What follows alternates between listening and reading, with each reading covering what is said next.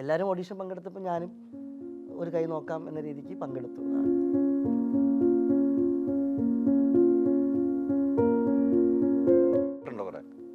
ഓഡീഷനല്ല, അറിയാമല്ലോ ഇതിനെക്കുറിച്ചുള്ള നമുക്ക് ചിലപ്പോൾ ഓൾമോസ്റ്റ് എല്ലാം സെറ്റായിട്ടായിരിക്കും ഓഡീഷൻ അനൗൺസ് ചെയ്യുന്നതൊക്കെ ഉള്ള ധാരണയുണ്ടല്ലോ.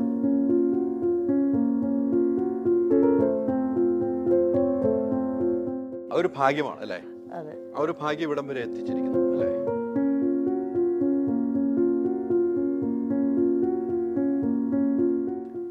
അമ്മയും അമ്മയുടെ കുറച്ച് സുഹൃത്തുക്കളൊക്കെ ചേർന്ന് കുറച്ച് ചെറിയ കച്ചവടവും കാര്യങ്ങളൊക്കെ ഉണ്ട് ആ സമയത്ത്.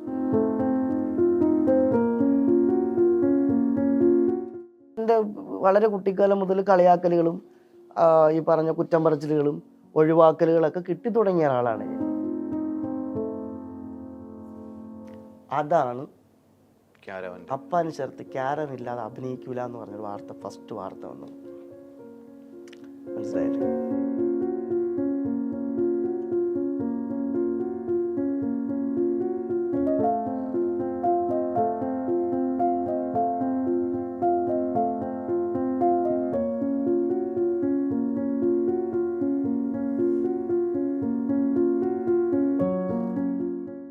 വണ്ടിയൊക്കെ നഷ്ടപ്പെട്ടപ്പോൾ വലിയ ദുഃഖമായിരുന്നു. ഭയങ്കര ദുഃഖമായിരുന്നു.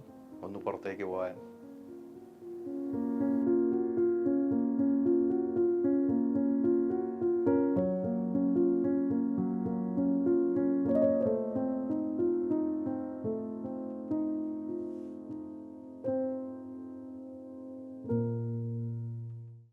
മൈജി ഓണം മാസോണം. മൈജി ഓണം മാസോണം.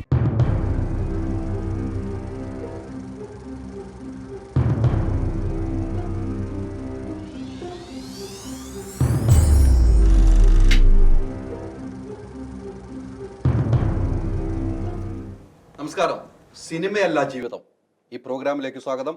നമ്മൾ ഈ പ്രോഗ്രാമിൽ ഇന്ന് പങ്കെടുക്കുന്നത് അപ്പാനി ശരത്താണ്. സിനിമയല്ല ജീവിതം അല്ലേ? സിനിമയല്ലല്ലോ ജീവിതം. അല്ല, ജീവിതമല്ല സിനിമയും. അതെ, സിനിമ വേറെയാണ്. ഇതാണ് നമ്മുടെ പ്രോഗ്രാമിന്റെ പേര്, സിനിമയല്ല ജീവിതം. അപ്പാനി അങ്കമാലി ഡയറീസിലൂടെ സിനിമയിലേക്ക് എത്തിയല്ലേ? ഒത്തിരി ജീവിത ചരിത്രം ഉണ്ടാവും ഇല്ലേ? ആ സിനിമയിലേക്ക് എത്തിയത് വലിയൊരു ഭാഗ്യം. എത്തിയ കൈകൾ കരങ്ങൾ ഭദ്രമായിരുന്നു. അല്ലെങ്കിൽ ഇപ്പോഴും നിൽക്കാൻ കഴിയില്ല. എവിടെയെങ്കിലും പോയി പെട്ടാൽ നമുക്ക് ചിലപ്പം വളർച്ച ഉണ്ടാവില്ല. ലിജോ എന്ന് പറഞ്ഞ സ്കൂളിൽ ചെന്നപ്പോൾ നമ്മൾ വലിയൊരു സ്കൂളിലേക്ക് എത്തിയതുപോലെ അല്ലേ? LKG നേരെ നമ്മൾ കോളേജിൽ ചെന്ന ഒരു ഫീലാണ്. തീർച്ചയായിട്ടും അങ്ങനെയല്ലേ? തീർച്ചയായും. ആ അനുഭവത്തിൽ നിന്ന് നമുക്ക് തുടങ്ങാം. എങ്ങനെയാണ് ലിജോയിലേക്ക് എത്തുന്നത്? ഞാൻ കാലടി ശ്രീ ശങ്കരാചാര്യ സംസ്കൃത യൂണിവേഴ്സിറ്റിയിൽ PG തിയേറ്റർ പഠിക്കുന്ന സമയത്താണ് യൂണിവേഴ്സിറ്റി കോളേജിൽ ഓഡീഷന് വേണ്ടിയിട്ട് ചെമ്പൻ ചേട്ടൻ, എൻ്റെ റൈറ്റർ ചെമ്പൻ ചേട്ടൻ അവിടെ വന്നിട്ട് ഇങ്ങനെ ഓഡീഷൻ ഉണ്ട്, ഇന്ന ദിവസമാണ് ഓഡീഷൻ എന്ന് പറഞ്ഞു. അപ്പോൾ ആ ഓഡീഷനിലേക്ക് കോളേജിലുള്ള എല്ലാ ആൾക്കാരും പങ്കെടുത്തു. വിദ്യാർത്ഥികളെല്ലാവരും, ഒരു ആർട്സ് കോളേജാണ്, അറിയാമല്ലോ, കുറേ ആർട്സ് ഉള്ള ഒരു കോളേജ് ആയതുകൊണ്ട് തന്നെ അഭിനയിക്കാൻ ഒത്തിരി ആഗ്രഹിക്കുന്ന ഒരുപാട് കലാകാരന്മാരുള്ള കോളേജ് ആയതുകൊണ്ട് തന്നെ ഒരുപാട് പേര് ഓഡീഷനിൽ പങ്കെടുത്തു. അപ്പോൾ ഓഡീഷനിൽ പങ്കെടുക്കുന്ന കൂട്ടത്തിൽ ഞാനപ്പോൾ തിയേറ്ററിൽ PG സെക്കൻഡ് ഇയർ ആവാറായി. ആ സമയത്താണ് ഓഡീഷൻ. എല്ലാവരും ഓഡീഷൻ പങ്കെടുത്തപ്പോൾ ഞാനും ഒരു കൈ നോക്കാം എന്ന രീതിക്ക് പങ്കെടുത്തു. ആ ഓഡീഷനിലൂടെയാണ്, അങ്ങനെയാണ് സിനിമയിലേക്ക്, ഈ ഫസ്റ്റ് മൂവിയിലേക്ക് എത്തിയത്. ഓഡീഷൻ കഴിഞ്ഞപ്പോൾ നമുക്ക് അതിൽ ചാൻസ് കിട്ടുമെന്ന് പ്രതീക്ഷിച്ചിരുന്നു? ഇല്ല, അങ്ങനെയൊന്നും പ്രതീക്ഷിക്കുന്നില്ല. കാര്യം നമുക്ക് അങ്ങനെ പ്രതീക്ഷയില്ലായിരുന്നു. കാര്യം അങ്ങനെ കിട്ടുമെന്നൊന്നും, കാരണം ഇതിനു മുമ്പ് കുറേ ഓഡീഷൻസ് ഒക്കെ അറിയാമെന്നുള്ളത് കൊണ്ട് ഇതങ്ങനെ എത്രത്തോളം വർക്കൗട്ട് ആകുമെന്നൊന്നും അറിയില്ലായിരുന്നു. ഓഡീഷൻ പോയിട്ടുണ്ടോ? ഓഡീഷനല്ല, അറിയാമല്ലോ ഇതിനെക്കുറിച്ചുള്ള നമുക്ക് ചിലപ്പോൾ ഓൾമോസ്റ്റ് എല്ലാം സെറ്റായിട്ടായിരിക്കും ഓഡീഷൻ അനൗൺസ് ചെയ്യുന്നതൊക്കെ ഉള്ള ധാരണയുണ്ടല്ലോ. അപ്പോൾ അതുകൊണ്ട് അങ്ങനെ കിട്ടുമെന്നൊന്നും പ്രതീക്ഷിച്ചില്ല. അങ്ങനെ ഞാൻ ചെയ്തത് തന്നെ സദൃശവാക്യങ്ങൾ എന്ന് പറയുന്ന ഒരു നാടകത്തിൻ്റെ ഒരു കോമഡി രംഗമാണ് ഞാൻ ഓഡീഷനിൽ ചെയ്തത്. പിറ്റേ ദിവസം രാവിലെ കലാസമരമാണ് തിരുവനന്തപുരത്ത് യൂണിവേഴ്സിറ്റിയിൽ വെച്ചിട്ട്, സെക്രട്ടേറിയറ്റിൽ വെച്ചിട്ട് കലാസമരം നടക്കുകയാണ്. അപ്പോൾ ഈ ഓഡീഷൻ പങ്കെടുക്കുന്ന സമയത്ത് ഞാൻ അവിടുത്തെ അത്യാവശ്യം നമുക്ക് കലാപ്രവർത്തനമൊക്കെ ഉള്ളത് കൊണ്ട് തന്നെ, സംഘടനാ പ്രവർത്തനമൊക്കെ ഉള്ളത് കൊണ്ട് തന്നെ കുട്ടികളിൽ നിന്നൊക്കെ കാശൊക്കെ പിരിച്ച് നാളെ രാവിലെ കലാസമരത്തിന് പോകാനുള്ള ഒരു തയ്യാറെടുപ്പിലാണ് ഞാൻ. രാവിലെ കോളേജിൽ നിന്ന് നാടകം പഠിച്ച വിദ്യാർത്ഥികൾക്കും ഡാൻസ് പഠിച്ച വിദ്യാർത്ഥികൾക്ക് ജോലിക്ക് വേണ്ടിയിട്ടുള്ള സമരം നടക്കുകയാണ് സെക്രട്ടറിക്ക് മുമ്പിൽ. അപ്പോൾ ഇവിടെ കൂത്തമ്പലത്തിൽ ഓഡീഷൻ നടന്നുകൊണ്ടിരിക്കുമ്പോൾ ഈ ഓഡീഷൻ ഇടയിലൂടെയൊക്കെ ഞാൻ ഈ കുഞ്ഞുങ്ങളിൽ നിന്ന് കുട്ടികളിൽ നിന്നൊക്കെ നാളെ കലാസമരമുണ്ട്, നമുക്ക് രാവിലെ പോകേണ്ടതാണ്, അതുകൊണ്ട് എല്ലാവരും കാശൊക്കെ പിരിച്ച് അങ്ങനെ ഒരു പരിപാടികൾ നടത്തുന്നു. ഇതിനിടയിൽ ഞങ്ങൾ ഓഡീഷൻ, അവിടെ എന്തൊക്കെയാണ് ഓഡീഷൻ നടക്കുന്നുണ്ട്, ഞങ്ങൾ വേറെ വഴിക്കൊക്കെ കുറേ കോളേജിൻ്റെ കുറേ കാര്യങ്ങൾക്ക് വേണ്ടിയിട്ട് ഓടി നടക്കുന്നു. അപ്പം എനിക്കൊന്നിന് അവസാനമാണ് ഞാൻ എൻ്റെ ഏറ്റവും അവസാനത്തെ മൂന്നാമത്തെ എന്തോ ഓഡീഷൻ കഴിയാറായപ്പോഴാണ് ഞാൻ ഓടി വന്നിട്ട് എന്നോട് പറഞ്ഞു, എൻ്റെ വൈഫ് രേഷ്മ, അന്ന് പ്രണയം പറഞ്ഞു, അന്ന് പ്രണയം. അപ്പോൾ രേഷ്മ പറഞ്ഞു, നിങ്ങൾ ഓഡീഷനിൽ പങ്കെടുക്കുന്നു പറഞ്ഞിട്ടാണ് ഞാൻ ഓടി കയറിയിട്ട് ഈ സീനൊന്നും. വൈഫ് അപ്പോൾ കോളേജിൽ BA ഭരതനാട്യം. അതെ, അങ്ങനെയാണ് ഓഡീഷനിലേക്ക് കയറി ഓഡീഷൻ ചെയ്തത്. അപ്പം കിട്ടി. ഒരു ഭാഗ്യമാണ് അല്ലേ? അതെ, ആ ഒരു ഭാഗ്യം ഇവിടം വരെ എത്തിച്ചിരിക്കുന്നു അല്ലേ? അമല സിനിമ റിലീസ് വരെ എത്തിച്ചിരിക്കുന്നു അല്ലേ? കുറെ സിനിമകൾ ചെയ്തു അല്ലേ? എല്ലാത്തിനും പല അനുഭവങ്ങളാണ്. അപ്പാനിക്ക് പല അനുഭവങ്ങളാണ്. അപ്പാനി ചെയ്തു വെച്ച കഥാപാത്രങ്ങളെല്ലാം വ്യത്യസ്തമായ കഥാപാത്രങ്ങൾ ചെയ്തു വെച്ചിട്ടുണ്ടല്ലേ? അതിൽ നിന്നും രണ്ടാമത്തെ സിനിമ ലാൽ ജോസ് സാറിന്റെ പടത്തിലേക്ക് എത്തും അല്ലേ? അത് എൻ്റെ അമ്മയുടെ ജിമിക്കി കമ്മൽ, അതാണ് സൂപ്പർ ഹിറ്റിലേക്ക് കൊണ്ടുപോയത്. ആ സിനിമയെ സൂപ്പർ ഹിറ്റിലേക്ക് കൊണ്ടുപോയ ആ ഗാനമായിരുന്നു അല്ലേ? ആ ഗാനത്തിലൂടെയാണ് വീണ്ടും ആ അപ്പാനി ശരത്തിനെ അപ്പാനി എന്ന് കോളേജ് വിദ്യാർത്ഥികൾ ഇരു കൈ നീട്ടി സ്വീകരിച്ചു തുടങ്ങിയത്. എവിടെ പോയാലും ആ പാട്ട്, ഇപ്പോഴും ആ പാട്ട് പാടണമെന്ന് പറയുന്നത്, ആ ഡാൻസ് ചെയ്യണം പറയുന്നുണ്ട്. അത് ഇത് മാറിയിട്ടില്ല. ഇപ്പൊ പോയാലും ആ ഡാൻസ് കളിക്കാൻ പറയും, ആഗ്രഹിക്കുന്നുണ്ട്. അതെ അതെ, അതൊരു ലാലേട്ടനുമായിട്ടുള്ള എക്സ്പീരിയൻസ് ഉണ്ടല്ലോ അല്ലേ? അതെ, ഇപ്പൊ രണ്ടാമത്തെ സിനിമ എന്ന് പറയുന്നത്, ഇപ്പം ഞങ്ങൾ ശരിക്കും പറഞ്ഞാൽ അങ്കമാലി ഡയറീസ് ഷൂട്ട് കിടക്കുമ്പോൾ അടുത്ത സിനിമ എന്നോ അല്ലെങ്കിൽ സിനിമയിൽ റെഗുലറായിട്ട് നിൽക്കാൻ പറ്റുമെന്നൊന്നും അങ്ങനെയൊന്നും ചിന്തിച്ചൊന്നുമല്ല. ആ സമയത്ത് നമുക്കത് കിട്ടി, നമ്മളെല്ലാവരും നന്നായിട്ട് എഫേർട്ട് എടുത്ത് വർക്ക് ചെയ്തു. രണ്ടാമത്തെ സിനിമ ലാലേട്ടനൊപ്പം അല്ലെങ്കിൽ ലാൽ ജോസ് സാറിൻ്റെ ഒപ്പം വെളിപാടിൻ്റെ പുസ്തകം എന്ന സിനിമയിലേക്ക് എത്താൻ സാധിച്ചത് വലിയൊരു ഭാഗ്യമായിട്ട് തന്നെയാണ് കാണുന്നത്. വലിയൊരു പ്രൊഡക്ഷൻ ഹൗസാണ് ആശീർവാദ് പോലത്തെ വലിയൊരു പ്രൊഡക്ഷൻ ഹൗസിൻ്റെ ഭാഗമാകാൻ പറ്റുക എന്ന് പറഞ്ഞാൽ ആ സമയത്ത് എനിക്ക് വലിയൊരു അനുഗ്രഹമായിട്ട് തന്നെ കണ്ടു. പിന്നെ ലാലേട്ടനൊപ്പം അഭിനയിക്കാൻ പറ്റുമെന്ന് വെച്ച് കഴിഞ്ഞാൽ അത് ഒരു ചെറിയ കാര്യമല്ലല്ലോ. അപ്പം പിന്നെ നമ്മൾ അഭിനയിച്ച ആ സിനിമയിൽ തന്നെ ഒരു ത്രൂട്ടൊരു സോങ് പാടി അഭിനയിക്കാൻ പറ്റുക, ആ പാട്ട് വിജയിക്കുക എന്നൊക്കെ പറയുന്നത് ലാൽ ജോസ് സാറാണ് എന്നെ വിളിക്കുന്നത്. ഇങ്ങനെ ഈ സിനിമയിലേക്ക് ഇങ്ങനെ ഒരു ക്യാരക്ടർ എന്നെ അദ്ദേഹമാണ് വിളിക്കുന്നത്. എന്നിട്ട് നേരെ വന്നു, ട്രിവാൻഡ്രത്തായിരുന്നു ആ സമയത്ത്. ട്രിവാൻഡ്രത്ത് വന്ന് കഥ കഥ കേൾക്കേണ്ട ആവശ്യമൊന്നുമില്ലല്ലോ, വിളിച്ചാൽ മാത്രം മതിയല്ലോ. അങ്ങനെയാണ് പിന്നെ ലാലേട്ടൻ അങ്കമാലി ഡയറീസ് കണ്ടിരുന്നു. പിന്നെ കണ്ട് അഭിപ്രായമൊക്കെ പറഞ്ഞതാണ്. അപ്പം അറിയാൻ പറ്റും നമ്മളെല്ലാം. ലാലേട്ടൻ്റെ അടുത്ത് ആദ്യം ചെല്ലുമ്പോൾ ലാലേട്ടൻ പറഞ്ഞ എന്താണ് ഇപ്പോൾ ഓർക്കുന്നുണ്ടോ? ഫസ്റ്റ് ഡേ ഞങ്ങൾക്ക് കോമ്പിനേഷൻ ഇല്ലായിരുന്നു. അപ്പം ഞങ്ങളെല്ലാവരും റൂമിലാണ്, ഞാൻ റൂമിലാണ്. അപ്പം സാറ് രാവിലെ എത്തിയിട്ട് ഇങ്ങനെ ചോദിച്ചു എല്ലാവരുടെ അടുത്തും, മോനെ എവിടെ ആളെന്തി അപ്പാനി എന്തി എന്ന് ചോദിച്ചു. അപ്പം അതിങ്ങനെ എന്നെ ഫോൺ വിളിച്ചിട്ട് എൻ്റെ ആ ഒരു അസിസ്റ്റന്റ് ഡയറക്ടർ പറഞ്ഞു, എടാ നിന്നെ സാർ തിരക്കിന്ന് പറഞ്ഞു. അപ്പം തന്നെ ഞാൻ പോയി, സെറ്റിൽ പോയി. ഫസ്റ്റ് ഡേ കണ്ടപ്പോൾ ഭയങ്കര എന്താ പറയുക, ഒരുപാട് സന്തോഷമാണ്. അത് എങ്ങനെ പറഞ്ഞറിയിക്കാൻ പറ്റില്ല. ഒരു സന്തോഷം ഫസ്റ്റ് ഡേ കണ്ടതല്ല, എൻ്റെ ഓർമ്മയിൽ ഒരു ഷോട്ടിൽ നമുക്ക് ഒരുമിച്ച് നിൽക്കുന്നൊരു കുറേ ഏരിയ ഉണ്ടായിരുന്നു. എനിക്ക് ഗ്രൂപ്പിലുള്ള എനിക്ക് ലാലേട്ടന് മാത്രമായിട്ട് കുറേ ഷോട്ടുകൾ എനിക്ക് കിട്ടി. ബൈക്കിൽ ട്രാവൽ ചെയ്യുന്നൊരു ഷോട്ട് ഉണ്ടായിരുന്നു, ഒത്തിരി ഷോട്ട്. അപ്പം ഞാൻ ഓരോ ഷോട്ടും സാറുമായിട്ടുള്ള ഓരോ ഷോട്ടും ഭയങ്കരമായിട്ട് എൻജോയ് ചെയ്ത് ഭയങ്കര ഒരു വല്ലാത്തൊരു അവസ്ഥയിൽ നിന്നാണ് ആ പെർഫോമൻസ് ഒക്കെ ചെയ്യാൻ പറ്റിയത്. അത് ഒരു നീണ്ട സൗഹൃദം ഇപ്പോഴും തുടരുന്നുണ്ടോ ലാലേട്ടൻ്റെ? ഉണ്ട്. പിന്നെ നമുക്ക് എവിടെ വെച്ച് കണ്ടാലും അയ്യോ അത് പിന്നെ പറയാനുണ്ടോ, എന്നെ എപ്പോൾ കണ്ടാലും കാണുമ്പോഴൊക്കെ ചോദിക്കും, വൈഫിനെ കലാമണ്ഡലം രശ്മി എന്തിനു ചോദിക്കും, പിന്നെ തമാശകൾ പറയും, പുതിയ സിനിമകൾ ഏതാണെന്ന് ചോദിക്കും. അത് മാത്രമല്ല, ഏട്ടൻ്റെ കൂടെയുള്ള വർക്ക് ചെയ്യുന്ന ആൾക്കാരുണ്ടല്ലോ, ഇപ്പം കോസ്റ്റ്യൂമർ ചേട്ടനാണെങ്കിലും അവരെല്ലാവരും എല്ലാം നല്ല സുഹൃത്തുക്കളാണ്.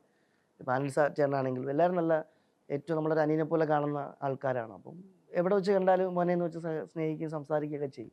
ആ രണ്ട് സിനിമകളാണ് ഒരു സിനിമാ നടനിലേക്ക് എത്തിക്കുന്നത്. തീർച്ചയായും. പിന്നീട് കുറേ സിനിമകൾ, ഇപ്പം മൊത്തം എത്ര സിനിമകൾ അഭിനയിച്ചു? മലയാളം മൊത്തം സിനിമ ഒരു 10-25 സിനിമകളിലേക്ക് എത്തി. അതെ അതെ. മലയാളത്തിൽ കൂടുതൽ, മലയാളത്തിലാണ് കൂടുതൽ, തമിഴിലേക്ക് പോയി. തമിഴ് നല്ല സിനിമകൾ, നല്ല കഥാപാത്രങ്ങൾ ചെയ്തു അല്ലേ? ഒരിക്കലും മറക്കാൻ പറ്റാത്ത ആളുകളോടൊപ്പം അഭിനയിക്കാൻ പറ്റി, ആ ഒരു പ്രൊഡക്ഷൻ കമ്പനിയിലേക്ക് എത്താൻ പറ്റി. ഇതൊക്കെ ഒരു യാത്രയിൽ പല തടസ്സങ്ങളും ഉണ്ടായിട്ടുണ്ടാവും അല്ലേ? എനിക്ക് തോന്നുന്നു അപ്പാനിയെ ഒരു നടൻ എന്ന നിലയിലേക്ക് എല്ലാവരും ഇഷ്ടപ്പെടുമ്പോഴും മറുചേരിയിൽ നിന്നും ഒരു തടസ്സങ്ങളും ഉണ്ടായിട്ടുണ്ട്, വേദനിപ്പിക്കുന്ന തടസ്സങ്ങളും ഉണ്ടായിട്ടുണ്ട്. കാണും, ഉറപ്പായിട്ടും ഇല്ലേ? ഉറപ്പായിട്ടും. ആ തടസ്സങ്ങളൊക്കെ എങ്ങനെയാണ് തരണം ചെയ്തു പോകുന്നത്? അത് ഞാൻ ഈ അങ്കമാലി ഡയറീസിൽ എത്തിയിട്ട് എൻ്റെ കഥാപാത്രം അപ്പാൻ രവി എന്ന കഥാപാത്രം ചെയ്ത് കഴിഞ്ഞതിന് ശേഷമാണല്ലോ ഞാൻ സിനിമയിലേക്ക് എത്തുന്നത്. അപ്പം ഞാൻ കാലടി എന്ന് പറയുന്ന എൻ്റെ യൂണിവേഴ്സിറ്റി കോളേജിൽ പഠിക്കാൻ എത്തുന്നതിന് മുമ്പ്, അല്ലെങ്കിൽ ഞാൻ അങ്കമാലി ഡേയ്സിൽ എത്തുന്നതിന് മുമ്പ് ഞാൻ എന്തായിരുന്നു എന്ന് ഒരു പക്ഷെ അറിയാൻ സാധിച്ചു കഴിഞ്ഞാൽ തന്നെ അതിൻ്റെ ഉത്തരം കിട്ടും. കാര്യം എൻ്റെ നാട് തിരുവനന്തപുരത്ത് അരുവിക്കര എന്ന് പറയുന്ന സ്ഥലത്താണ് എൻ്റെ നാട്.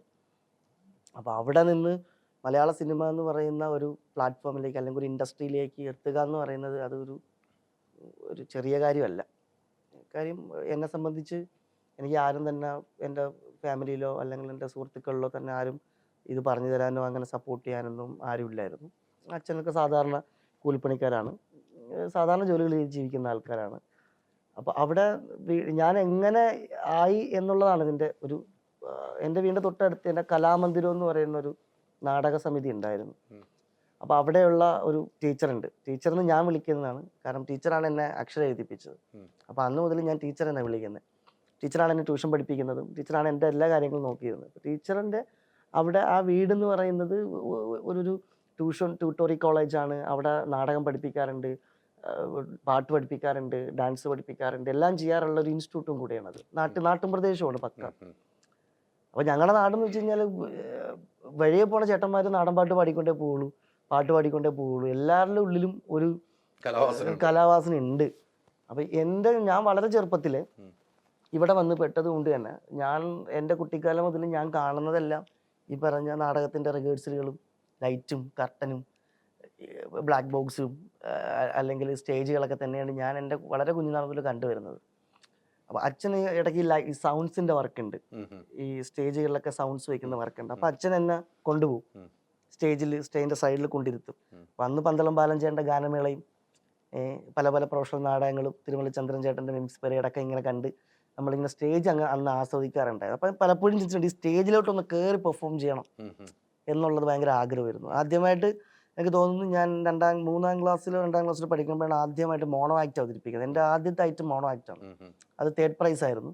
കടമ്പരട്ട രാമകൃഷ്ണൻ സാറിൻ്റെ കള്ളൻ എന്ന് പറയുന്ന ഒരു കവിതയാണ് ഞാൻ മോണോ ആക്റ്റായിട്ട് അവതരിപ്പിച്ചത് മിത്രനികേതൻ സ്കൂളിൽ 200. അപ്പം അത് 3rd പ്രൈസ് കിട്ടി. അതിനുശേഷം സ്കൂളിൽ എൻ്റെ പഠനകാലത്ത് സ്കൂളിലായിരുന്നു ഏറ്റവും കൂടുതൽ കലാപ്രവർത്തനങ്ങളുടെ തുടക്കം. നാടകമാണെങ്കിലും മിമിക്രി ആണെങ്കിലും മോണോ ആക്ട് ആണെങ്കിലും ലളിതഗാനം എന്നീ വേണ്ട എല്ലാ ഐറ്റവും. ഇപ്പം അതിന് നാടകം നിർത്തുവാണെങ്കിൽ ഒന്നും അങ്ങനെ അറിഞ്ഞോ പഠിച്ചിട്ടൊന്നുമല്ല, ഇന്ന് ചെയ്യാണ് നമ്മൾ. അങ്ങനെ സ്കൂൾ കാലം തൊട്ടേ കലാപ്രവർത്തനങ്ങൾ വളരെ സജീവമായതോടുകൂടി നാട്ടുകാരുടെ ഇടയിലെ കൂട്ടുകാരുടെ ഇടയിലൊക്കെ ഒരു കലാകാരൻ എന്നുള്ളൊരു പേര് വളരെ കുട്ടിക്കാലത്ത് കിട്ടിയ ആളാണ് ഞാൻ. അപ്പോൾ അതുകൊണ്ട് തന്നെ അതിങ്ങനെ കീപ്പ് ചെയ്ത് പോകണം എന്നുള്ളത് എൻ്റെ ഏറ്റവും വലിയൊരു ആഗ്രഹം. നമുക്ക് മറ്റൊരാൾക്കും കിട്ടാത്തൊരു റെസ്പെക്റ്റ് നമുക്ക് കിട്ടിത്തുടങ്ങും, വേറെ ആർക്കും കിട്ടാത്തൊരു സ്നേഹവും റെസ്പെക്റ്റൊക്കെ നമുക്ക് കിട്ടിത്തുടങ്ങും. അതിങ്ങനെ പോയി സ്റ്റേജിലേക്ക് പെർഫോം ചെയ്ത് തുടങ്ങി. അപ്പം ഈ കലാമന്ദിരത്തിൻ്റെ കീഴിലുള്ള പ്രൊഫഷണൽ നാടകങ്ങളിലൊക്കെ കട്ടൻ കെട്ടാനും ലൈറ്റ് വയ്ക്കാനൊക്കെ ഞാൻ പോകാറുണ്ട്. അവിടെ റിഹേഴ്സൽ ക്യാമ്പുകളിൽ വളരെ സജീവമായിട്ട് ഞാൻ നിൽക്കും. ഞാൻ അവിടുത്തെ ആളായിട്ട് തന്നെയാണ്. അപ്പോൾ അവിടുത്തെ നാടകത്തിലെ ചേട്ടന്മാരൊക്കെ പറയും, എടാ അത് ആ കർട്ടൻ ഒന്ന് മാറ്റിയിട്ടാ, അല്ലെങ്കിൽ ആ ലെവൽസ് ഒന്ന് നേരെ ഇട്, ആ ലൈറ്റ് അങ്ങ് തിരിച്ചു പോയി. അപ്പോൾ പണ്ട് സ്വിച്ച് ലൈറ്റ് ആണല്ലോ, അപ്പോൾ അതൊക്കെ എനിക്ക് അന്ന് ഓപ്പറേറ്റ് ഡിമ്മറാണ്, സ്വിച്ചാണ്, കൂടുതലും സ്വിച്ചാണ്. അപ്പം ഈ സ്വിച്ചും കൺട്രോൾ ആയിരിക്കണം. അപ്പം ഇങ്ങനെ ഇതാണ് എൻ്റെ ഒരു കുട്ടിക്കാലം. വേറൊരു രീതിയിലേക്കും നമുക്ക് പോകാൻ പറ്റിയിട്ടില്ല. അപ്പോൾ സ്കൂൾ വിട്ട് കഴിഞ്ഞാൽ നേരെ ഇവിടെ നാടക ക്യാമ്പിൽ വരും. ഇതൊക്കെ തന്നെയാണ് എൻ്റെ ഈ ജീവിതം. അപ്പം ഇവരെല്ലാവരും ഒരു മാസം നാടകത്തിൻ്റെ ക്യാമ്പും ഒക്കെ കഴിഞ്ഞിട്ട് ഇവരെല്ലാവരും കൂടി നാടകം കളിക്കാനായിട്ട് പോകുമ്പോൾ ഞാൻ തികച്ചും ഒറ്റപ്പെടും. അപ്പം ആ ഒറ്റപ്പെടലിൽ നിന്നൊക്കെ ഒരു സമയത്ത് ഇവർ എന്നെ വിളിച്ചു. നമുക്ക് ഒരു വെക്കേഷൻ സമയത്ത് പറഞ്ഞു നമുക്ക് ഒരുമിച്ച് ഇങ്ങനെ അവരുടെ കൂടെ ക്യാമ്പിലൊക്കെ നാടകം ചെയ്യാൻ വേണ്ടി പോയി തുടങ്ങി. അങ്ങനെ സ്കൂളുകളിൽ നാടകം കലോത്സവങ്ങൾക്ക് മികച്ച നടനാവുകയും സജീവമായി +2 കഴിഞ്ഞു. ഒരു 7ാം ക്ലാസ് കഴിഞ്ഞതോടുകൂടി 7ാം ക്ലാസ് 8, 7 പഠിക്കുമ്പോഴത്തേക്കും ഞാൻ രാത്രി സമയങ്ങളിൽ ഫുൾ ടൈം ഉത്സവപ്പറമ്പിലായിരിക്കും, ഞാൻ സ്റ്റേജിൽ തന്നെ ആയിരിക്കും. കാരണം എനിക്ക് നല്ല പ്രോഗ്രാംസ് ആ സമയത്തുണ്ട്, നാടകം ചെയ്യും, ഡാൻസ് കളിക്കും. അപ്പം അവിടെ നിന്ന് വരുമാനങ്ങൾ കിട്ടി തുടങ്ങി. എനിക്ക് എൻ്റെ 6ാം ക്ലാസ്, ഞാൻ 5, 6 പഠിക്കുന്ന സമയം തൊട്ട് തന്നെ എനിക്ക് സ്റ്റേജിൽ പെർഫോം ചെയ്തിട്ട് എനിക്ക് വരുമാനങ്ങൾ കിട്ടി തുടങ്ങി. എനിക്ക് എൻ്റെ വീട്ടിലൊക്കെ ബുക്കും പേന എൻ്റെ കാര്യങ്ങൾക്കൊക്കെ എനിക്ക് അങ്ങനെ കിട്ടിത്തുടങ്ങി. ഉം. അപ്പോൾ അതെനിക്ക് വളരെ എന്താ പറയുക, എൻ്റെ ജീവിതത്തിന് ഒരുപാട് മാറ്റിമറിച്ചൊരു കാര്യമാണ് സ്റ്റേജിൽ നിന്നുള്ളൊരു. ആ സമയത്ത് ആ ആ ആ ആ പ്രായത്തില് പിന്നെ ഞാൻ പ്രൊഫഷണൽ ആയിരുന്നു ആക്ച്വലി. കാര്യം കറക്റ്റ് 7 മണിക്ക് സെറ്റിൽ നമ്മുടെ ഉത്സവപ്പറമ്പിലെത്തുക, അവിടെ എത്തിക്കഴിഞ്ഞ് കഴിഞ്ഞാൽ നമ്മുടെ പ്രോഗ്രാം കളിക്കുക. അപ്പോൾ ഈ സ്റ്റേജിൽ എന്ന് വെച്ചാൽ സ്റ്റേജിൽ നമ്മളൊരു പെർഫോമൻസ് ചെയ്യുമ്പോൾ നമ്മൾ ഏറ്റവും കൂടുതൽ ആഗ്രഹിക്കുന്നത് അവിടെ കൂടിയിരിക്കുന്ന ജനങ്ങളുടെ കൈയടിയാണ്. ഉം. ഇതെനിക്ക് വളരെ കുട്ടിക്കാലം തൊട്ടേ എനിക്ക് ലഹരിയായി മാറിയെന്ന ഒന്നാണ്. എനിക്കത് ഭയങ്കരമായിട്ട് ഇഷ്ടമുള്ളൊരു കാര്യം എൻ്റെ ജീവിതത്തിൽ. മറ്റെന്തിനേക്കാളും അത് തന്നെയാണ് ഞാൻ ഇപ്പോൾ സിനിമയിലെത്തി സിനിമാ നടനായി നിൽക്കുമ്പം അത് തന്നെയാണ് ഞാൻ സിനിമയിലും ആഗ്രഹിക്കുന്നത്. അങ്ങനെ സ്റ്റേജിൽ നിന്ന് കൈയടി കിട്ടിയും, കൈയടി മാത്രമല്ല കേട്ടോ, നല്ല കൂവലുകൾ കിട്ടിയിട്ടുണ്ട്, ഇല്ലെന്ന് പറയുന്നില്ല. കൂവലുകളും കൈയടികളൊക്കെ കിട്ടി വന്നു. ഒരു ഹയർ സെക്കൻഡറി ലൈഫിലേക്ക് കഴിഞ്ഞതിന് ശേഷം ആണ് കുറച്ച് സ്റ്റാർട്ട് ചെയ്തത്. നമ്മൾ എന്നും ഇന്നിങ്ങനെ പറ്റില്ലല്ലോ, കാരണം ഫാമിലി ഇങ്ങനെയാണ്. നമ്മൾ പഠിച്ച് ഒരു ജോലി, നമ്മുടെ നാട്ടിൽ എന്നൊക്കെ പറഞ്ഞു കഴിഞ്ഞാൽ എനിക്ക് ഒരു പഠിക്കണമെങ്കിൽ പഠിച്ചോ, അതൊന്നും വിഷയമുള്ള കാര്യമില്ല. പക്ഷെ കുടുംബം നോക്കണം, അല്ലാതെ വേറെ സംസാരമൊന്നും. നിനക്ക് എഞ്ചിനീയർ ആവണോ, നീ എഞ്ചിനീയർ ആയിക്കോ, ഡോക്ടറോ, എന്താ വീട്ടിലെ കാര്യങ്ങൾ നമുക്ക് നോക്കിയേ പറ്റും. അപ്പം അങ്ങനെ വന്നപ്പോൾ റെഗുലർ കോഴ്സിനൊന്നും എനിക്ക് പോകാൻ പറ്റിയില്ല. +2 പാസ്സായി കഴിഞ്ഞപ്പോഴത്തേക്കും എല്ലാവരും, എൻ്റെ സുഹൃത്തുക്കളെല്ലാവരും പല പല പല കോഴ്സുകളിലേക്ക് പോകുമ്പോഴും എൻ്റെ മനസ്സിൽ എനിക്ക് തൃശ്ശൂർ സ്കൂൾ ഓഫ് ഡ്രാമയിൽ പോയിട്ട് അഭിനയം പഠിക്കണം, അതാണ് എൻ്റെ ആഗ്രഹം. പക്ഷേ അന്ന് വീട്ടിൽ അത് സപ്പോർട്ടായിരുന്നില്ല.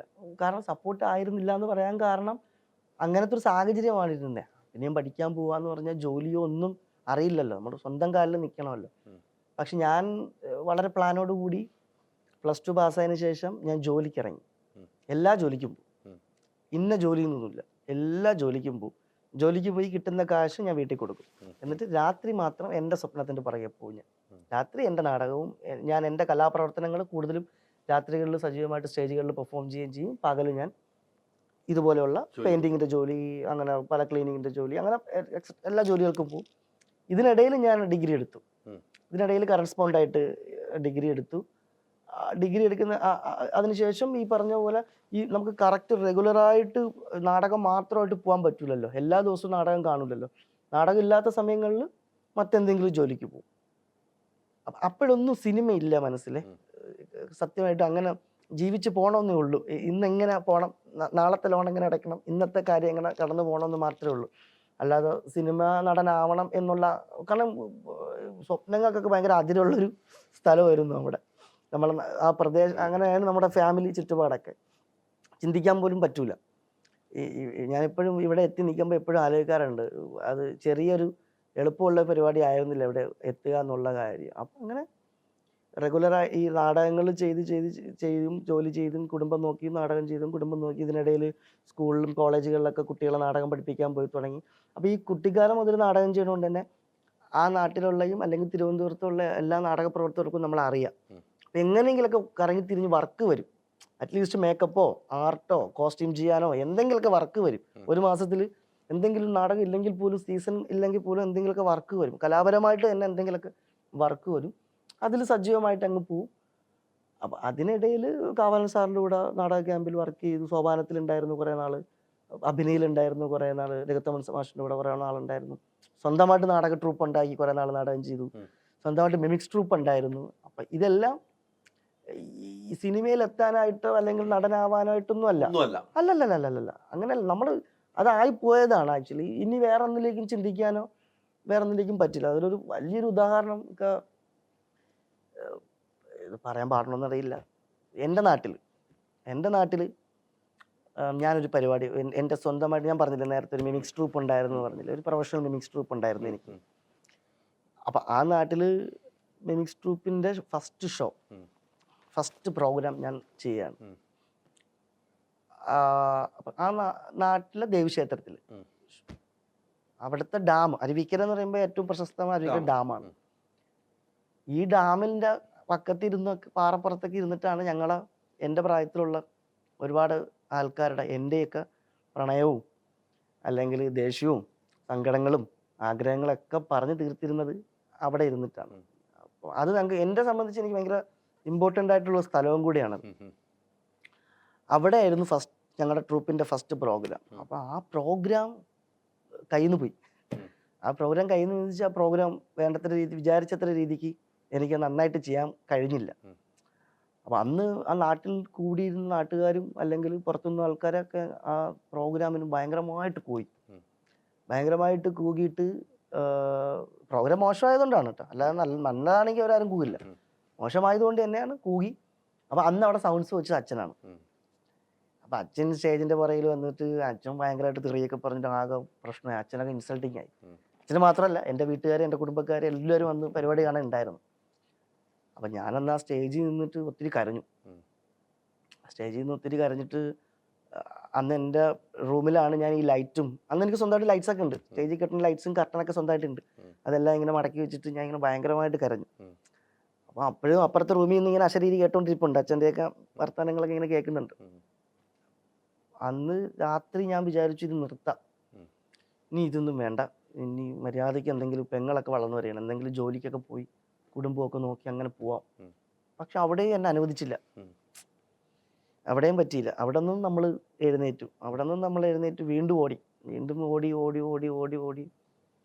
എവിടെയൊക്കെയോ നാടകങ്ങളും അങ്ങനെ എത്തി. അവസാനം കാലടിയിലെത്തി. ഈ കാലടിയിൽ ഇപ്പം അങ്കമാലി ഡയറീസിൽ ഞാൻ എത്തുന്നതിന് മുമ്പ് ഒരു തവണ ഞാൻ അങ്കമാലി വന്നിട്ടുണ്ട്. അത് ചിലപ്പോൾ അറിയാൻ പറ്റുമോ, അറിയാനുള്ള കാര്യമല്ലേ. അങ്കമാലിയിൽ ഞാൻ ആദ്യം വരുന്നത് സേവനാക്ക റിപ്പോർട്ടറിൻ്റെ കച്ചവടത്തിനാണ്. ഞാൻ പറഞ്ഞിട്ടുള്ളായിരുന്നു, ഞാൻ അങ്കമാലിയിൽ എത്തുന്നൊരു ജോലിയുടെ ഭാഗമായിട്ട് സേവനാക്ക റിപ്പോർട്ടറിൻ്റെ ജോലിക്ക് വേണ്ടിയിട്ട് അങ്കമാലി എത്തുകയും അങ്കമാലിയിലും മറ്റൂരൊക്കെ അവിടെയൊക്കെ നടന്ന് ഞാൻ ഈ കച്ചവടം ചെയ്തിട്ട് അവസാനം വെയിൽ കൊണ്ടിട്ട് എനിക്ക് പണി പറ്റൂല എന്ന് പറഞ്ഞിട്ട് തിരിച്ച് ട്രെയിനിലേക്ക് കയറാൻ വേണ്ടി പോയപ്പോൾ എൻ്റെ ഒരു ചെരുപ്പ് ട്രെയിനിൻ്റെ അടിയിലായിപ്പോയി. ഞാൻ ചെരുപ്പിടാതെയാണ് ഞാൻ അങ്കമാലിയിൽ നിന്ന് തിരുവനന്തപുരം മുതൽ യാത്ര ചെയ്തത്. അവിടെ എത്തി അതങ്ങ് പോയി കഴിഞ്ഞു. വീണ്ടും കറങ്ങി തിരിഞ്ഞ് വീണ്ടും കാലടിയിൽ ഞാൻ പി ജി അഡ്മിഷൻ എടുക്കുന്നതിന് മുമ്പ് ഞാൻ അവിടെ ആദ്യം വരുന്നത് സൈക്ലിസ്റ്റ് എന്നൊരു നാടകം ചെയ്യാനാണ് ഞാൻ കാലടിയിൽ ആദ്യം വരുന്നത്. ആ നാടകം വന്നു ചെയ്തു. ആ നാടകം അക്കാഡമിയുടെ കീഴിൽ കുറേ സ്ഥലങ്ങളിൽ എനിക്ക് കളിക്കാൻ പറ്റി. അത് സംസാരിക്കപ്പെട്ടു ആ നാടകം. അതിന് തൊട്ടടുത്ത വർഷം ഞാൻ കാലടിയിൽ തിയേറ്റർ അഡ്മിഷൻ എടുത്തു, പി ജിക്ക് അഡ്മിഷൻ എടുക്കുന്നു. പി ജി ഫസ്റ്റ് ഇയർ കഴിയുന്നു. സെക്കൻഡ് ഇയറിലേക്ക് പോകുമ്പോൾ അങ്കമാലി ഡയറീസിൻ്റെ ഓഡിഷൻ വരുന്നു, ഞാൻ സിനിമയിലേക്ക് എത്തുന്നു. അപ്പം ഈ സിനിമയിലേക്ക് എത്തുക എന്ന് പറഞ്ഞാൽ സിനിമയിൽ അഭിനയിക്കാനായിട്ട് ഞാൻ ഇത്രയും കഷ്ടപ്പെട്ടൊന്നും ഞാൻ സിനിമയിൽ അഭിനയിക്കാനായിട്ടൊന്നും അല്ല. എൻ്റെ ആഗ്രഹം, എൻ്റെ ജീവിതം, ഞാൻ വന്ന വഴികളിലൊക്കെ കലയുണ്ടായിരുന്നു, ആർട്ട് ഉണ്ടായിരുന്നു. ഞാൻ അത് മാത്രമാണ് ഫോളോ ചെയ്ത് വന്നത്. അതിനെ അത്രയും ആത്മാർത്ഥമായിട്ട് സ്നേഹിച്ചു. അതില്ലാതെ പറ്റൂല എന്ന് മനസ്സിലായി. അതിൻ്റെ പുറകെ പോയപ്പോൾ എനിക്ക് ദൈവം കൊണ്ട് തന്നതാണ് സിനിമയിലേക്ക് എത്തിയത്. അല്ലാതെ ഈ അന്ന് പരിപാടി മോശമായും കൂവലും ചെയ്തിട്ട് പിന്നീട് വേണ്ടാന്ന് വെക്കുന്നു, നമ്മൾ വേറെ കൂടെ യാത്ര തിരിക്കാൻ പോകുന്നു, അപ്പോഴും മനസ്സനുവദിച്ചില്ല. ആ സമയത്തൊക്കെ അച്ഛൻ്റെ പ്രതികരണം എങ്ങനെയായിരുന്നു? അല്ല, വീട്ടിൽ എന്ന് വെച്ച് കഴിഞ്ഞാലേ എനിക്ക് തോന്നുന്നു കാലടിയിൽ അഡ്മിഷൻ എടുക്കുന്നതിന് മുമ്പ് വരെയും പ്രോബ്ലം ആയിരുന്നു. പ്രോബ്ലം ഒന്നുമില്ല. കാര്യം ഞാൻ അപ്പോഴും കുടുംബം നോക്കും. ഞാൻ കുടുംബം നോക്കാതെ നടന്നാലല്ലേ പ്രശ്നമുള്ളൂ. വീട്ടിൽ കാര്യങ്ങൾ നടക്കുന്നുണ്ടോ? വീട്ടിൽ അമ്മയ്ക്കും അച്ഛനും പെങ്ങൾക്കും ഒക്കെ ഭക്ഷണത്തിന്റെ കാര്യമാണെങ്കിലും വീട്ടിലെ കറണ്ട് ബില്ലാണെങ്കിലും വീട്ടിലെ കാര്യങ്ങൾ ഞാൻ നോക്കുന്നുണ്ട്. പിന്നെ അന്ന് എത്ര വയസ്സെന്നാ വിചാരിച്ച് 10, 16, 17, 18, 19 വയസ്സുള്ള കാര്യമായി പറഞ്ഞത്. അപ്പം ഞാൻ എല്ലാ പരിപാടികളും ഞാൻ നാടകം ചെയ്യുന്നുണ്ട്, ഇല്ലെന്ന് പറയുന്നില്ല. അപ്പം അച്ഛനും അമ്മയ്ക്ക് എതിർപ്പ് പറയാൻ പറ്റില്ല. കാര്യം എന്താണ്, ഞാൻ തിങ്കൾ മുതൽ ഞായർ വരെയുള്ള സമയങ്ങൾ, വെള്ളി വരെയുള്ള സമയങ്ങളിൽ ഞാൻ ജോലിക്ക് പോകുന്നുണ്ട്. രാത്രി ഉറങ്ങുന്നുണ്ടോ ഉറങ്ങുന്നില്ല എന്നുള്ള കാര്യങ്ങളൊക്കെ രണ്ടാമത്തെ കാര്യം. അത് എൻ്റെ കാര്യമാണ്. ഞാൻ വീട്ടിലെ കാര്യങ്ങൾ നോക്കുന്നുണ്ട്, കൂടെ ഞാൻ എൻ്റെ ഇഷ്ടവും ഞാൻ ചെയ്യുന്നുണ്ട്.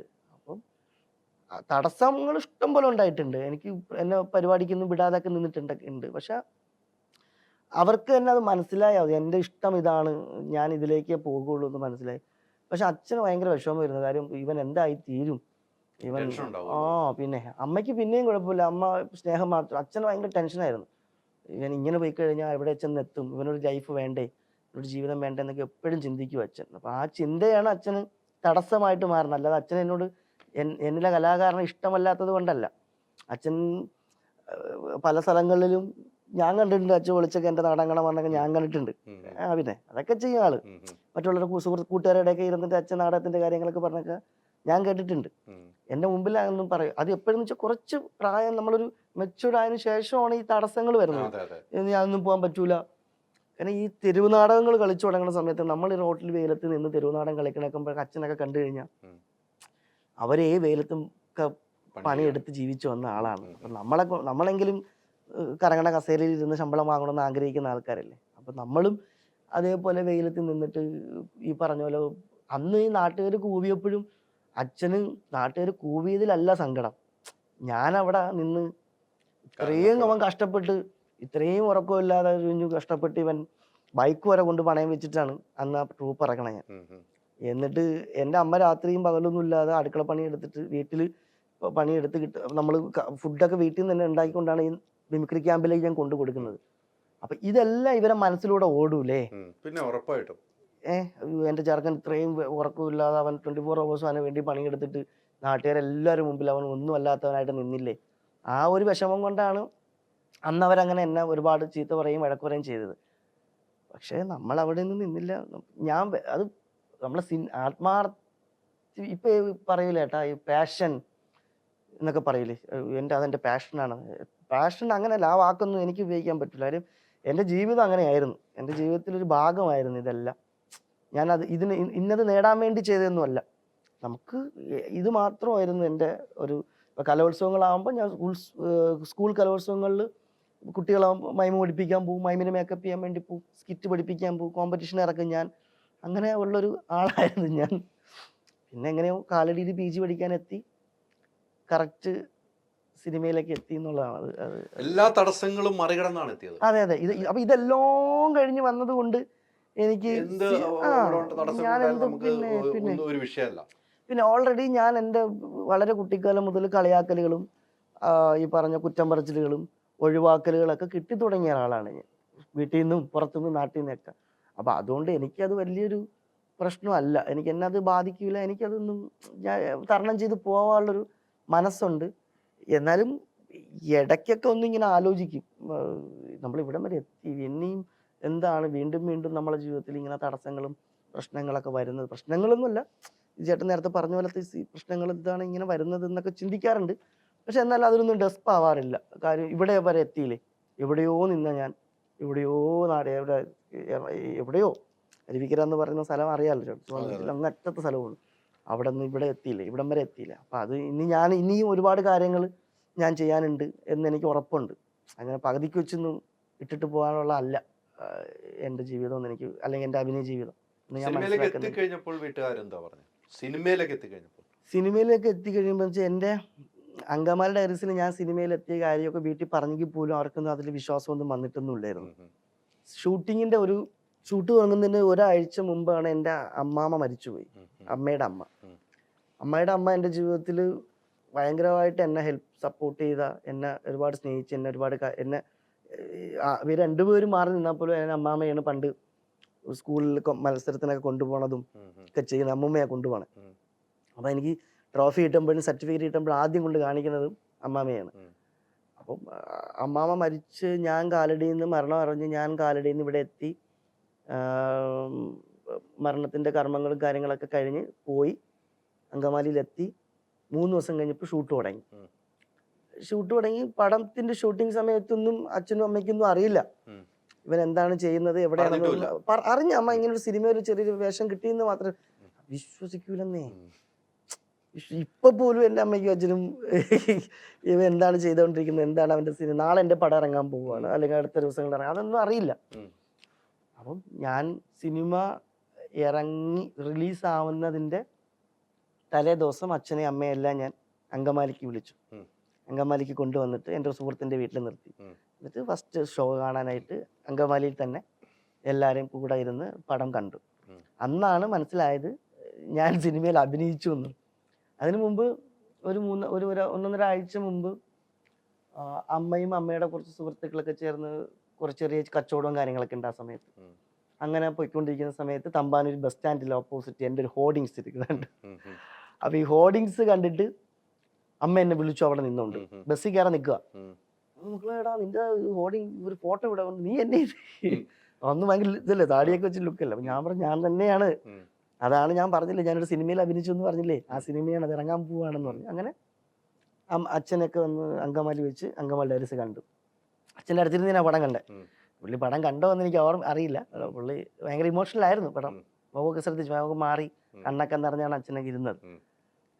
പടം കണ്ടിറങ്ങി, എനിക്ക് പടം കണ്ട് പുറത്തോട്ട് ഇറങ്ങിയപ്പോൾ തന്നെ ഞാനങ്ങ് പോയി. ആൾക്കാരൊക്കെ എന്നെ എടുത്ത് ബുക്കി ഉം. ഭയങ്കര ആഘോഷത്തോടു കൂടി എന്നെ അടുത്ത തിയേറ്ററിലേക്ക് കൊണ്ടുപോയി. അപ്പോൾ അച്ഛനും അമ്മയൊക്കെ ഞാൻ എൻ്റെ സുഹൃത്തിൻ്റെ വീട്ടിലേക്ക് വിട്ടു. പിന്നെ അങ്ങ് പോയി. ഉം. പിന്നെ എന്താ പറയാ, അവർക്ക് ഭയങ്കര സന്തോഷമുള്ള കാര്യം. ഇതിനപ്പുറം ഞാൻ എൻ്റെ അച്ഛനും അമ്മയ്ക്കും കൊടുക്കേണ്ട വെച്ച ഏറ്റവും വലിയ അച്ഛൻ വല്ലതും സംസാരിച്ചോ? ഒന്നും സംസാരിച്ചില്ല. ഒന്നും സംസാരിച്ചില്ല, ഒന്നും പറഞ്ഞില്ല, ഒന്നും പറഞ്ഞില്ല. ഒന്നും പറഞ്ഞില്ല. ഇതുവരെ സിനിമകൾ കണ്ടിട്ട് എന്തെങ്കിലും അച്ഛൻ സംസാരിച്ചിട്ടുണ്ടോ? കൊള്ളായിരുന്നൊന്നും, അല്ലെങ്കിൽ നിന്റെ അഭിനയം കൊള്ളായിരുന്നു, അങ്ങനെയൊന്നും പറഞ്ഞിട്ടില്ല. അങ്ങനെയൊന്നും. എല്ലാ പടവും കാണും. ഉം. എല്ലാ പടവും കാണുമെന്ന് മാത്രമല്ല, ഇതിന് വേറൊരു കോമഡി എന്ന് വെച്ച് കഴിഞ്ഞാൽ, ഉം. അച്ഛൻ ഇപ്പോഴും സൗണ്ട്സ് ഒക്കെ ഉണ്ട്. ഉം. സുഹൃത്ത് ഇപ്പോഴും ഉണ്ട്. ഇപ്പോഴും ഉണ്ട്. അച്ഛൻ്റെ സുഹൃത്തുക്കളൊക്കെ ചേർന്ന് ചെറിയ സൗണ്ട്സും പരിപാടിയൊക്കെ ഉണ്ട്. ഉം. എൻ്റെ ഏത് പാട്ടും, ഉം. എൻ്റെ സിനിമയിലെ എല്ലാ പാട്ടും ഉം. ഉത്സവപ്പറമ്പിൽ ഉം. പ്ലേ ചെയ്യും. അച്ഛൻ പ്ലേ ചെയ്യും. ഇതിൽ പരം പിന്നെ എനിക്ക് പ്രൊമോഷൻ വേറെ എവിടെയും വേണ്ട. കാര്യം ഈ നാട്ടുകാർ മുഴുവൻ കേൾക്കുകയല്ലേ. ജിമിക്ക് കമ്മലാണെങ്കിലും ഇപ്പൊ ഇറങ്ങിയ അമലയിലെ പാട്ട് ഉൾപ്പെടെ എല്ലാ പാട്ടും ഉം. ആള് സൗണ്ട്സ് പ്ലേ ചെയ്ത് നാട്ടുകാരെ മുഴുവൻ കേൾപ്പിക്കും. ഇപ്പൊ ഞാനിങ്ങനെ ഇടയ്ക്ക് ആലോചിക്കാറുണ്ടായിരുന്നു, ഉം. അത് ശരിക്കും പറഞ്ഞ അച്ഛൻ എന്നോട് ചെയ്യുന്ന വലിയ ഒരു സ്നേഹമല്ലേ. നാലോചിക്കേ ഇത്രയും പേരിലേക്ക്. അപ്പൊ എൻ്റെ അവിടെ നാട്ടിലൊക്കെ കാർത്തിക മഹോത്സവത്തിനൊക്കെ പാട്ടിടുമ്പോൾ എൻ്റെ കൂട്ടുകാരന്മാർ വിളിച്ചു, വേടാ നിന്റെ അച്ഛനത്ത് ഒന്ന് പറയടാ ആ പാട്ട് മാറ്റാൻ. ഒരു പാട്ട് തന്നെ 3-4 തവണ എങ്ങനെയാ കേൾക്കണേ. അപ്പൊ അതൊക്കെ സ്നേഹം കൊണ്ടാണ്. പിന്നെ തീർച്ചയായിട്ടും അതെ. ഇപ്പോഴും മനസ്സിന്റെ ഉള്ളിൽ മോനെ കുറിച്ച് അഭിമാനമാണുള്ളത്. ഉറപ്പായിട്ടും. അത് തുറന്ന് പറയില്ല നമ്മളടുത്ത്. പക്ഷെ എന്ന് കരുതി ആള് അങ്ങനെ ഒരു സിനിമാ നടന്റെ അച്ഛനാണെന്ന് പറഞ്ഞ് നടക്കുകയോ അങ്ങനെ ഒരു ആഡംബര ജീവിതം ഒന്നുമില്ല. വളരെ സാധാരണ. ഇപ്പോഴും വന്ന വഴിയിൽ തന്നെ ജോലി ചെയ്തു പോകുന്നു. വളരെ അതിലൊന്നും മാറാൻ പറ്റും. ഞാൻ ഇടയ്ക്കൊക്കെ പോയിട്ട് ഞാൻ പറയും, അച്ഛൻ എന്തിനാണോ അങ്ങനെ ഇങ്ങനെയൊക്കെ പറഞ്ഞാൽ അച്ഛൻ നീ നിന്റെ രീതിയിൽ പോയി, എന്നെ നീ മാറ്റാൻ നിൽക്കണ്ട, എന്നെ നീ മാറ്റാൻ നിൽക്കണ്ട എന്ന് തന്നെയാണ് പറയും. അമ്മയാണെങ്കിലും അച്ഛനാണെങ്കിലും ഒക്കെ വളരെ സാധാരണക്കാരി തന്നെയാണ്. അമ്മ സിനിമ കണ്ടു കഴിഞ്ഞാൽ ഞാൻ വില്ലനാണോ കോമഡിയാണോ, അമ്മ സിനിമ കണ്ടിറങ്ങി അപ്പ കരയും. ഇനി ഞാൻ സ്ക്രീനിൽ കണ്ട അമ്മ കരയും. അതിന് ഞാൻ എപ്പോഴും എന്തിനാണ് ഈ കരയണത്, ഞാൻ അവിടെ നല്ല രീതിക്ക് പെർഫോം ചെയ്യുകയല്ലേ. അല്ലെങ്കിൽ ഞാൻ ചെയ്ത ക്യാരക്ടർ വില്ലൻ, മറ്റുള്ളവരെ കരയിപ്പിക്കുന്ന വേഷമായിരിക്കും ഞാൻ ചെയ്യുന്നത്. അത് കണ്ടിട്ട് എന്തിനാണ് അമ്മ കരയുന്നത്? എന്നെ സ്ക്രീനിൽ കണ്ട അമ്മ അപ്പം കരയും. സന്തോഷത്തിന്റെ കണ്ണീരാണ്. അത് 6 വർഷമായി. ഇപ്പോഴും അങ്ങനെ തന്നെയാണ്. ഇപ്പോഴും ലാസ്റ്റ് ഇറങ്ങിയ കാക്കിപ്പട കാണാൻ വേണ്ടി തിയേറ്ററിൽ പോയപ്പോഴും സിനിമ കണ്ടിട്ട് ഇന്ന് കരയുക. ഇന്റർവ്യൂ എടുത്ത ആളെ എന്നെ വിളിച്ചു, അമ്മ ഭയങ്കര കരച്ചില്ലായിരുന്നു. ഞാൻ വിളിച്ചു, നിങ്ങൾ എന്തിനാണ് കരയുന്നത്? സന്തോഷിക്കില്ലേ ചെയ്യണ്ട. നമ്മൾ ഓരോ പടം തിയേറ്ററിൽ എത്തുമ്പോ സന്തോഷിക്കില്ല. അപ്പം പറയും, എടാ നിന്നെ എങ്ങനെ കാണുമ്പോ സന്തോഷം അതുകൊണ്ടുള്ള കണ്ണീരാണ്. കരയുന്നത്. പ്രണയം നീണ്ടു നിന്നോ? കുറെ വർഷങ്ങൾ നീണ്ടു നിന്നിട്ടാണ് കല്യാണം? അല്ല, ഞാൻ കോളേജിൽ പഠിക്കുന്ന സമയത്താണ് രശ്മിയായിട്ടുള്ള എൻ്റെ പ്രണയം. കോളേജില് ഞങ്ങള് ഒരു CB ബിരിയാണി, ഒരു ചിക്കൻ ബിരിയാണി ഫുൾ വാങ്ങാൻ കാശ് കാണൂല. ഒരു ഹാഫ് ചിക്കൻ ബിരിയാണി ഞങ്ങൾ രണ്ടുപേരും ഷെയർ ചെയ്ത് കഴിച്ച പ്രണയമാണ്. അങ്ങനെയാണ് ഞങ്ങളുടെ പ്രണയം. അവള് ഡാൻസിനെ ഭയങ്കര സിൻസിയർ ആയിട്ട് സ്നേഹിക്കുന്ന ഒരാളാണ്. രശ്മിയുടെ വീട് ഈ പറഞ്ഞ മാന്നാർ എന്ന് പറയുന്ന സ്ഥലത്താണ്. വളരെ സാധാരണ കുടുംബത്തിലുള്ള ഒരു ഫാമിലിപ്പെട്ട ഒരാളാണ് രശ്മ. അപ്പൊ അതുകൊണ്ട് തന്നെ അവർക്ക് എന്റെ കഷ്ടപ്പാടും എന്താണെന്ന് അറിയാം. ഞങ്ങൾ രണ്ടുപേരും ഒരുമിച്ച് തന്നെയാണ്, ഞങ്ങളുടെ പഠനകാലം ഒരുമിച്ച് തന്നെയാണ് പോയിക്കൊണ്ടിരുന്നത്. അപ്പം സിനിമയിലേക്ക് എത്തി. ഞാൻ വളരെ തിരക്കുകളിലേക്ക് പോയപ്പോഴത്തേക്കും ആള് കോളേജിൽ തികച്ചും ഒരു ഒറ്റപ്പെട്ട അവസ്ഥയിലേക്ക് പോയി. അപ്പൊ അങ്കമാലി കഴിഞ്ഞു. വെളിപാടിന്റെ പുസ്തകം, പോക്കിരി സൈമൺ എന്നൊരു പടം ഷൂട്ട് അവസാനം കഴിയാറായി. ആ സമയത്താണ് വിവാഹം വേണം എന്നുള്ള ചിന്ത വന്നത്. അപ്പം ഈ പറഞ്ഞ നമ്മുടെ വാക്കുകൾ കമ്മിറ്റ്മെന്റ് എന്നൊരിതുണ്ടല്ലോ. നമ്മൾ നാളെ നടനായി വളരെ സീരിയസ് ആയിട്ട് നിൽക്കുമ്പോഴാണ് ഇപ്പൊ അവൾക്ക് തോന്നിക്കാണും ചിലപ്പം ഞാൻ ഇനി വലിയ നടനൊക്കെ ആയി പോയി കഴിയുമ്പം വേറെ ആരെങ്കിലൊക്കെ സ്നേഹിച്ച് പോയാലോ അല്ലെങ്കിൽ വേറെ ആരെങ്കിലൊക്കെ കല്യാണം കഴിച്ചാലോ എന്നൊക്കെ ചിന്തിച്ച് കാണും. അപ്പൊ അങ്ങനെ ഒരു സിറ്റുവേഷൻ വന്നപ്പോ ഞാൻ പറഞ്ഞു നമുക്ക് വിവാഹം കഴിക്കാന്ന് പറഞ്ഞു. അന്ന് വീടൊന്നും വെച്ചില്ല. വീടിന്റെ പണി തുടങ്ങിയിട്ടേ ഉള്ളൂ. നാട്ടിൽ അരുവിക്കരയിൽ വീടിന്റെ പണി തുടങ്ങിയിട്ടേ ഉള്ളൂ. വിവാഹം കഴിക്കാന്ന് പറഞ്ഞു. അപ്പൊ അവള് പറഞ്ഞു ഞാൻ കഴിക്കാം. വീട്ടുകാരൊക്കെ എതിർപ്പുണ്ടായിരുന്നു, ചെറിയ രീതിക്കൊക്കെ വൈഫിന്റെ വീട്ടിൽ നിന്നൊക്കെ എതിർപ്പുണ്ടായിരുന്നു. പക്ഷെ അവര് ഈ പറഞ്ഞ പോലെ ഒരു കലാകുടുംബമാണ് അവര്. അത്യാവശ്യം ചെണ്ടയും ഉടുക്കും വാദ്യോപകരണങ്ങളൊക്കെ ഉപയോഗിക്കുന്ന ആൾക്കാരാണ്. വേറൊരു തരത്തിലുള്ളൊരു ഒരു കാവും കാര്യങ്ങളൊക്കെ ആയിട്ടൊക്കെ പോകുന്ന ഒരു ഫാമിലിയാണ്. അപ്പൊ അവർക്കും സ്നേഹിക്കാൻ മാത്രമേ അറിയാവുള്ളൂ. ഈ വൈഫ് ട്വിൻസ് ആണ്. രണ്ടുപേരെയും വളരെ കുഞ്ഞുനാൾ മുതൽ വൈഫിന്റെ അമ്മ മുഖത്ത് മേക്കപ്പ് ഒക്കെ ഇട്ടിട്ട് ഡാൻസ് കളിപ്പിക്കാൻ കൊണ്ടുപോകുന്ന ഒരു അമ്മയാണ്. മക്കളുടെ കലയെ പ്രോത്സാഹിപ്പിക്കുന്ന അമ്മയും അച്ഛനുമാണ്. അപ്പൊ അവർക്ക് എന്നെ മനസ്സിലാക്കാൻ പറ്റുമെന്ന് എനിക്ക് തോന്നി. പക്ഷെ ആ സമയത്ത് ഒത്തിരി പ്രശ്നങ്ങളൊക്കെ ആയിരുന്നു വിവാഹം കഴിക്കുന്ന സമയത്ത്. പക്ഷെ എന്റെ തീരുമാനവും രശ്മിയുടെ തീരുമാനമായിരുന്നു നമുക്ക് വിവാഹം കഴിക്കാന്നുള്ള തീരുമാനം. അപ്പം നമ്മൾ വീട് വെച്ചിട്ടില്ല, ഒന്നോ രണ്ടോ സിനിമകൾ അഭിനയിച്ചു. വരുമാനങ്ങളൊന്നും അങ്ങനെ വന്നു തുടങ്ങിയിട്ടില്ല. ചെറിയ ചെറിയ പേയ്മെന്റ് ഒക്കെ കിട്ടി തുടങ്ങിയിട്ടുള്ളൂ. എന്നാലും കുഴപ്പമില്ല. നമ്മളിവിടെ എത്തിയില്ലേ, നമുക്ക് ഇനി അങ്ങോട്ട് മുന്നോട്ട് നീ കൂടെ കൂടിക്കോ, കൂടെ കാണും ഉം. എന്ന പ്രതീക്ഷയിൽ നമ്മൾ അവിടെ തിരിച്ചു എന്നെ കാണാൻ വേണ്ടി ട്രിവാൻഡ്രത്ത് വന്നു. ഉം. എന്നിട്ട് തിരിച്ചു യാത്ര ചെയ്യിക്കാനായിട്ട് ട്രെയിനിൽ കയറ്റി ഇങ്ങോട്ട് അങ്കമാലിക്ക് വിടുന്ന ഒരു ഏരിയ ഉണ്ട്. വിടുന്ന ഒരു സമയത്താണ് ആ തീരുമാനം അവിടെ വെച്ചാണ് എടുക്കുന്നത്.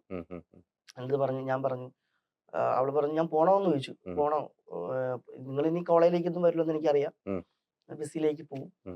ഞാൻ പറഞ്ഞു ഇപ്പൊ പഠിക്കും, പഠിത്തമൊക്കെ കംപ്ലീറ്റ് ആവട്ടെ എന്നൊക്കെ പറഞ്ഞു. പക്ഷെ എനിക്ക് അങ്ങനെ വിടാൻ മനസ്സ് വന്നില്ല.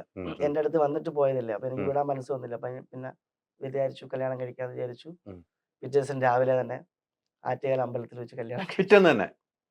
അന്ന് രാവിലെ എന്നെ ട്രെയിൻ കയറ്റി വിടാൻ വേണ്ടി വന്നു. എന്നെ കാണാൻ വേണ്ടി വന്നു. ഞാൻ എൻ്റെ അമ്മയെ അച്ഛനെ വിളിച്ചിട്ട് എൻ്റെ വീട്ടിൽ കൊണ്ടുവന്നു, അമ്മയുടെ അടുത്ത് വിട്ടു ഞാൻ. എന്നിട്ട് രാവിലെ തിരിച്ച് അങ്കമാലിലേക്ക് വിടുകയാണ്.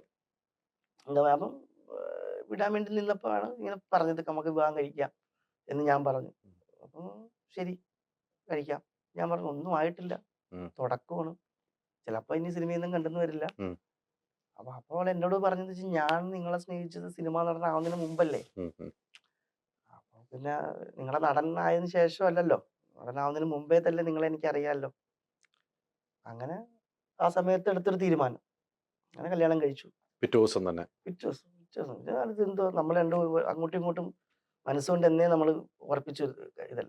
കല്യാണത്തിനൊന്നും അത്യാവശ്യം അച്ഛനമ്മ, അത്യാവശ്യം കുറച്ച് സുഹൃത്തുക്കളും, അന്ന് അഭിനയിച്ചുകൊണ്ടിരിക്കുന്ന പടത്തിന്റെ കുറച്ച് ആൾക്കാരൊക്കെ ആയിട്ട് ആറ്റുകാൽ അമ്പലത്തിൽ വെച്ചിട്ട് താലി കെട്ടി നേരെ ഞാൻ ലൊക്കേഷനിലേക്കും പോയി. ശ്രീകുമാർ തിയേറ്ററിലായിരുന്നു ഷൂട്ട്. ഞാൻ ആ ഷൂട്ടിലേക്കും പോയി. ആ രേഷ്മ നേരെ വീട്ടിലേക്കും പോയി.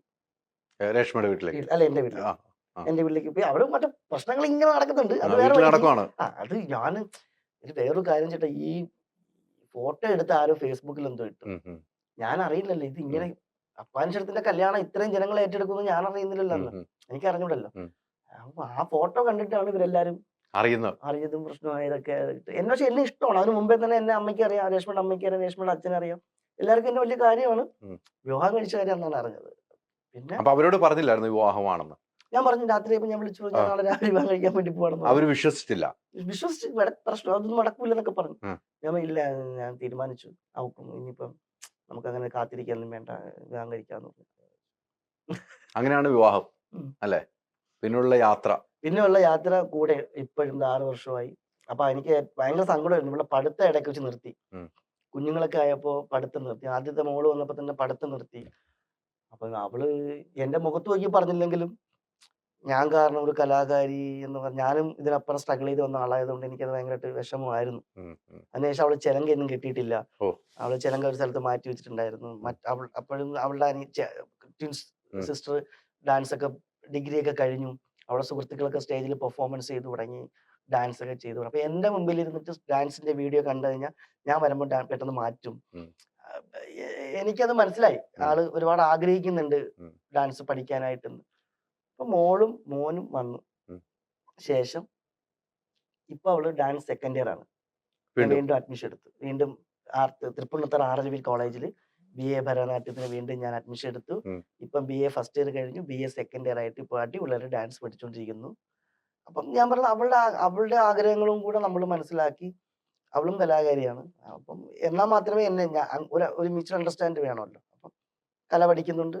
കല പഠിക്കുമ്പോൾ എന്ത് തന്നെയായാലും നമ്മൾ അങ്ങോട്ടും ഇങ്ങോട്ടും മനസ്സിലാക്കും. ഇപ്പൊ ഇടയ്ക്ക് എന്റെ ഭ്രാന്ത്, എനിക്ക് സിനിമകൾ കുറയുകയും അല്ലെങ്കിൽ എന്റെ സിനിമകൾ വിജയിക്കാതെ വരുമ്പോൾ എന്റെ വിഷമങ്ങളും സങ്കടങ്ങളും ദേഷ്യവും ഒക്കെ പുള്ളിക്കാരി കാണുന്നുണ്ട്.